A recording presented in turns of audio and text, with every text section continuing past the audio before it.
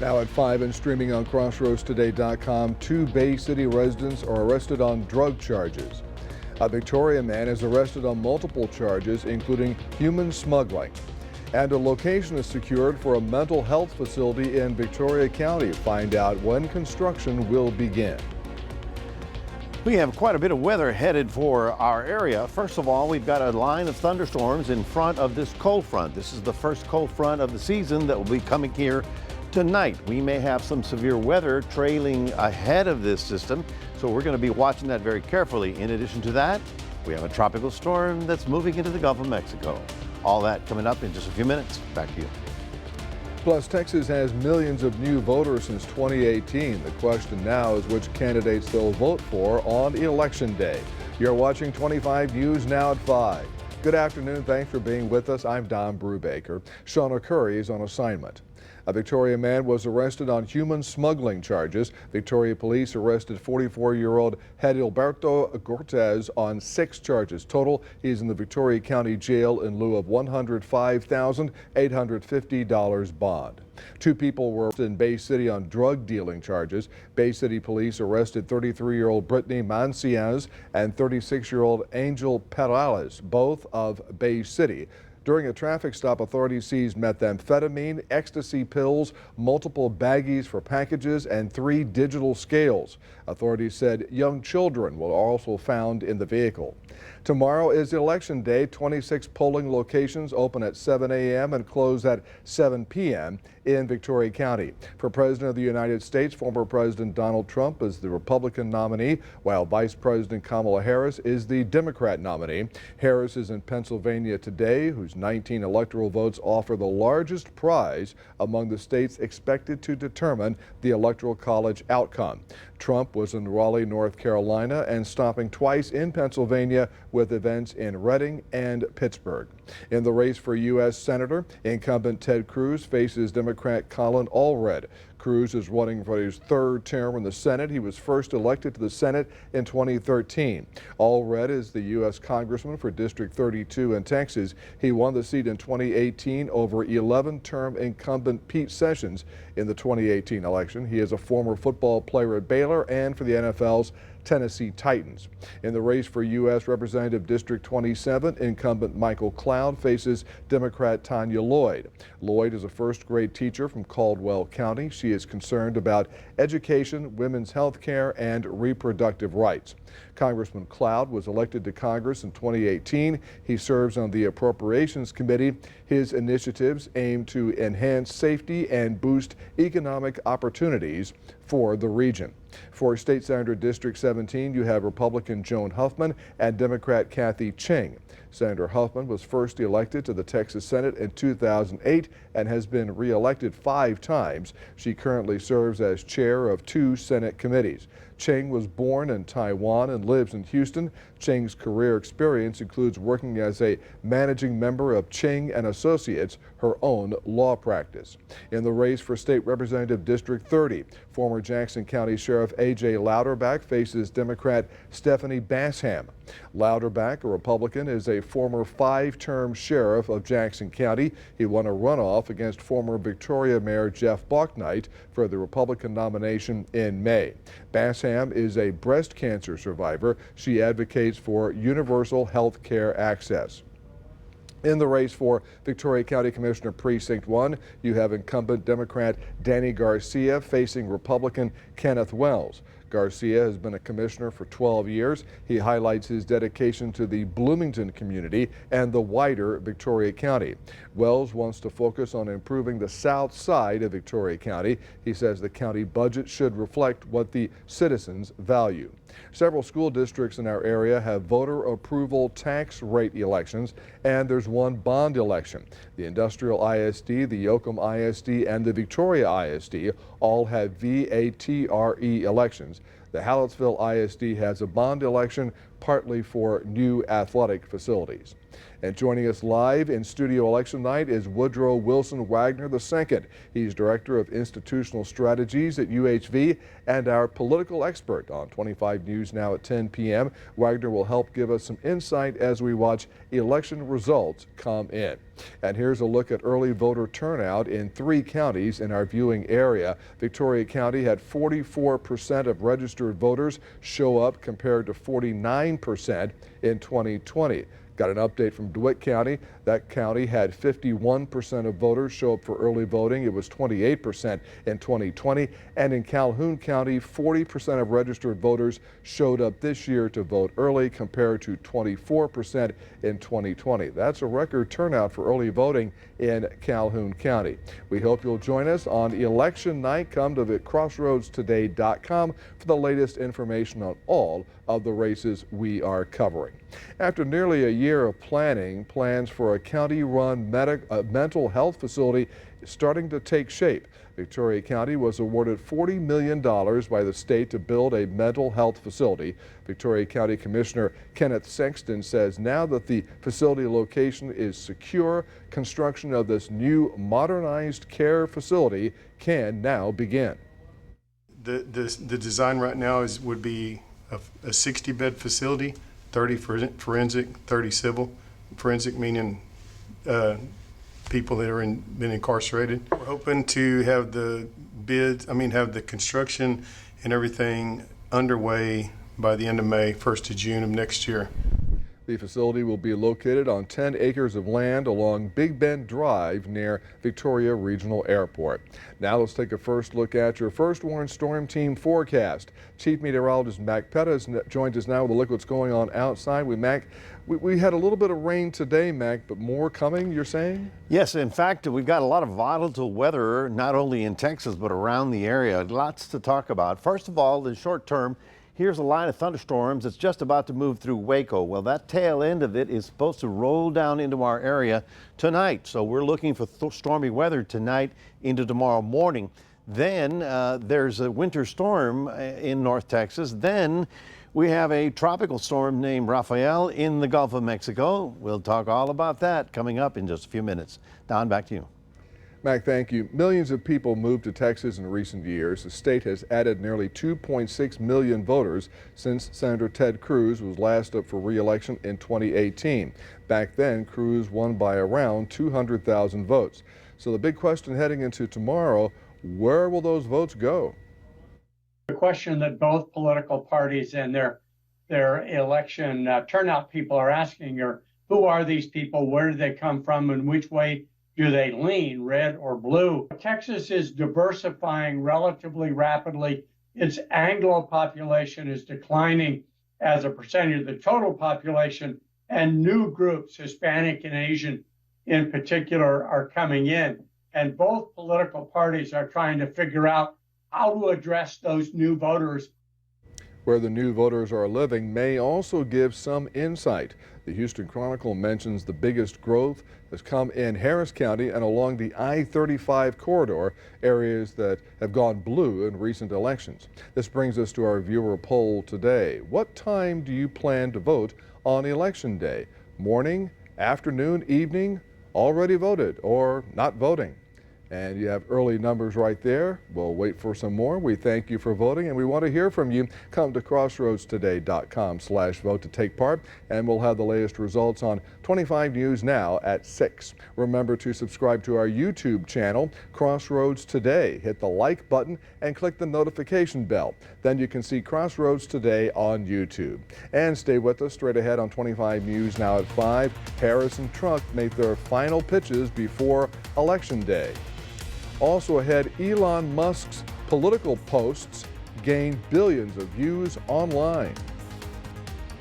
From the operating room to the classroom, a former area surgeon is making an impact in a whole new way. Find out how this award-winning teacher at Ganado High School traded scrubs for science. If I can spread my knowledge and skills as much as I can to all those young people in medical, any type of science, math, I'd be happy. And why the community can't stop singing his praises. Join anchor Shauna Curry for From Scalpel to Science, a 25 News Now Extra, Thursday night at 10.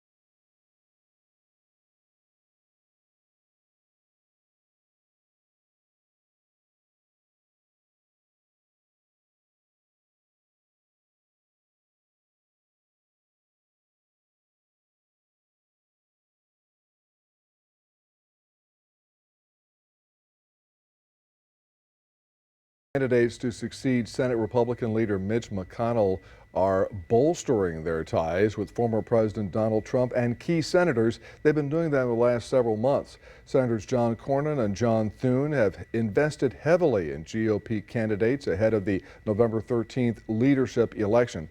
The outcome remains uncertain, with the presidential election and Trump's influence as potential factors. Should Trump lose, Thune and Cornyn will need to define their plan for the party's future. McConnell has not indicated a preference for his successor. The final countdown is on. Tomorrow is Election Day. Vice President Kamala Harris and former President Donald Trump are delivering their contrasting last pitches to voters in key battleground states. These states could determine who wins the presidency.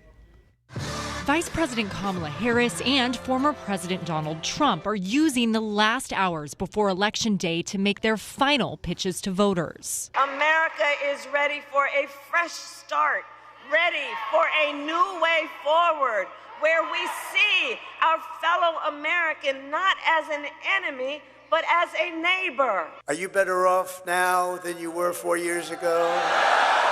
With your vote tomorrow, I will end inflation. I will stop the invasion of criminals coming into our country. While a historic switch-up at the top of the Democratic ticket led Harris to run an accelerated campaign. We are going to win. I do believe that. This is Trump's third time as the Republican nominee. We're going to defeat Kamala Harris, and we're going to win back that beautiful White House. The race for the 270 electoral votes needed to win will likely come down to a handful of battleground states. Then there's the balance of power on Capitol Hill, with tight races for control of both chambers. In the House, currently controlled by Republicans, all 435 seats are on the ballot. We're still have a pathway to grow the majority, but we'll see how things play out. There's just a lot of races that are really close. In the Senate, currently controlled by Democrats, roughly a third of the 100 seats are up for grabs. I believe we're going to hold our majority, but it will be close. It's going to go right down to the wire. Reporting in Washington, I'm Julia Benbrook. In recent weeks, Elon Musk has emerged as a leading figure in U.S. politics. Since endorsing Donald Trump in July, he has been posting a seemingly endless stream of political messages, many of them containing reportedly false claims about the election. The Center for Countering Digital Hate says those posts have generated more than 17 billion views. ABC News is reporting tonight a Philadelphia judge is allowing Elon Musk's America PAC to continue its $1 million giveaway to registered swing state voters. Nearly 3 million U.S. adults have epilepsy, but many people don't know much about this brain disease and the seizures it can cause. In honor of Epilepsy Awareness Month, here's what to know about this spectrum disorder and what to do when someone is having a seizure. It's one of the most common neurological diseases. Epilepsy is a chronic brain disorder that leads to abnormal electrical discharges within the brain, causing recurring, unprovoked seizures. It still carries quite a lot of mystery amongst the general public. Dr. Dilip Nair with Cleveland Clinic says the severity of epilepsy varies from person to person, but it can affect anyone at any time of their life. People who aren't really aware of the disease, it can look scary. That's why Nair says it's important to know what to do when someone is having an epileptic seizure. There are 3 things to remember. First, keep the patient safe. Make sure they're not bumping into anything. Do not restrain them, and don't put any objects in their mouth. Next, turn them onto their side. So that if there is vomit or saliva that's coming out, it comes out of the body rather than back into the lungs. And stay with them. Time the seizure if it lasts more than 5 minutes. If they're injured, having difficulty breathing, or experiencing repeated seizures, Nair says to call 911 immediately. Many people who have epilepsy have rescue medications that are prescribed, and if you're a caregiver or a family member and you have those medicines, you can use them as prescribed by your doctor. For Health Minute, I'm Mandy Gaither. Texas sued New Mexico over Rio Grande water. Now the states are fighting the federal government. To read this full Texas Tribune article, visit our website, crossroadstoday.com. Well, good afternoon, everyone. 76 degrees right about now. We only got up into the 80s as opposed to the 90s that we had over the weekend, and then the showers and the clouds rolled in. Our high today, well, it's not in, but it'll be about 84, and 78 is where we're supposed to be this time of year. Lots of severe weather in North Texas already streaming down toward Central Texas. Will we get it? It's a possibility. We'll talk about that coming up in just a moment.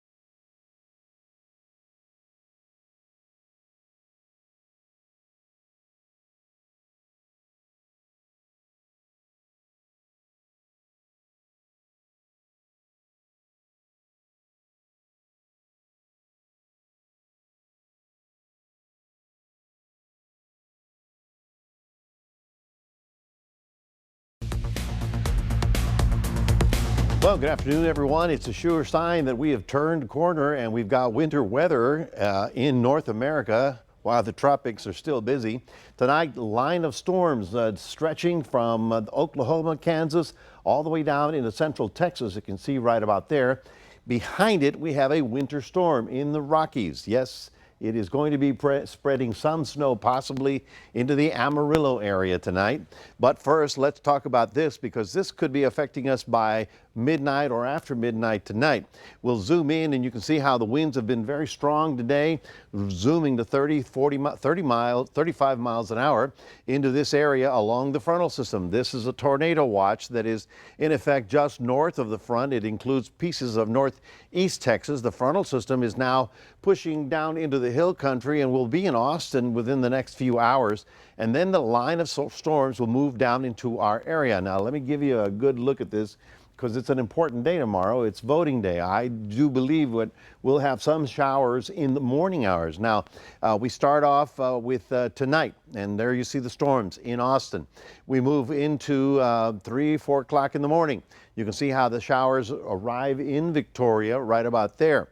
And then by 6 in the morning, you can see how the line sort of passes our area, but it's still wet in the crossroads. And then we go to about 7 o'clock in the morning. You can see that activity slowly, finally moves offshore. So the beginning of Tuesday will have some stormy weather in the morning, but clearing skies in the afternoon, or at least no rain. And then the following day, Wednesday, will be fine.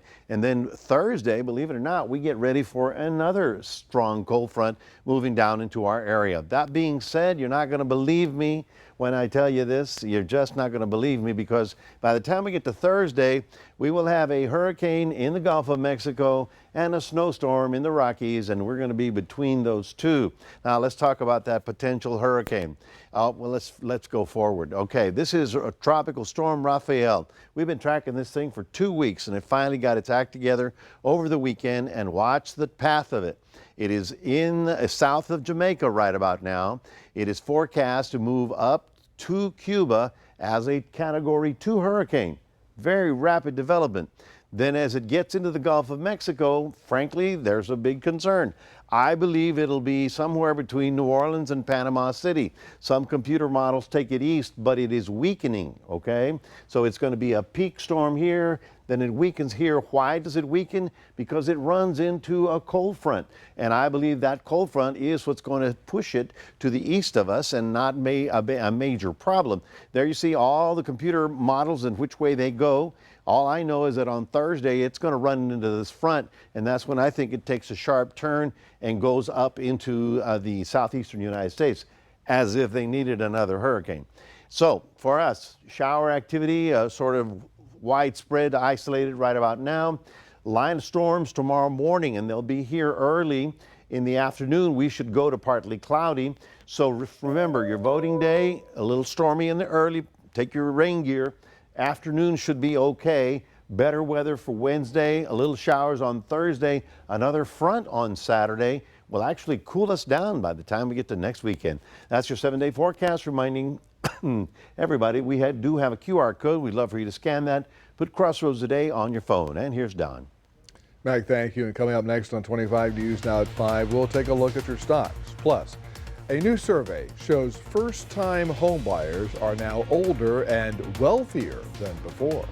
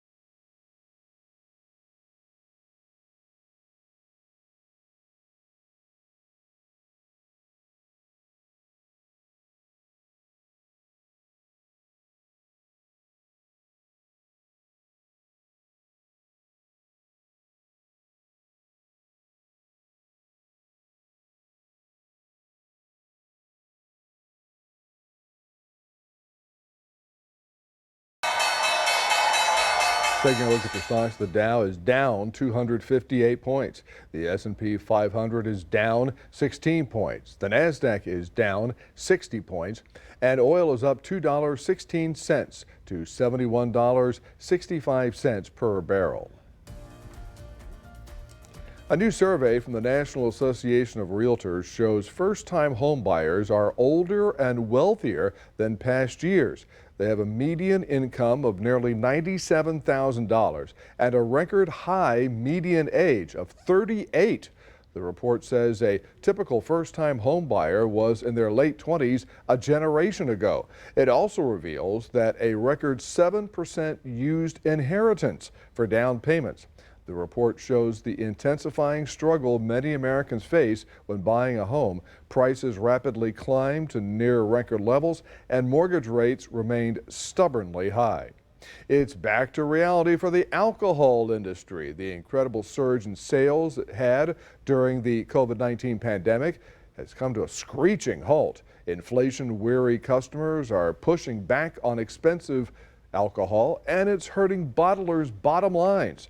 A report from drink analysis firm IWSR shows that overall alcohol volumes fell in early 2024, impacting tequila, whiskey, beer, and wine. Consumers are opting for lower priced items like beer, canned cocktails, and budget private labels from discount chains. Stay with us. We'll take one last look at your forecast. Plus, a local florist is decorating the White House for Christmas holidays once again. And now here's a look at what's coming on World News Tonight right after 25 News Now at 5. One day to go, and more Americans turn to David Muir and World News Tonight than any other newscast. The race, a dead heat. With so much at stake, turn to David Muir and the team on election night. And ABC's World News Tonight with David Muir, the #1 newscast in America.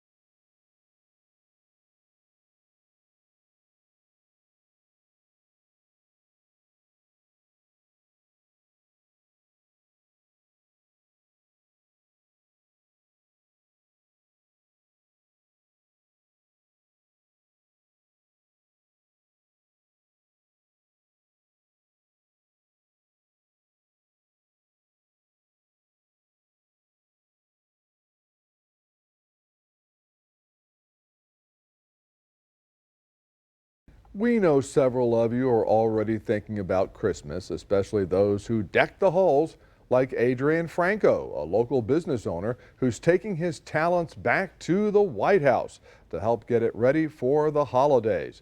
It's not the first time this local florist has taken his skills to D.C. Franco is owner of the Petal Express here in Victoria.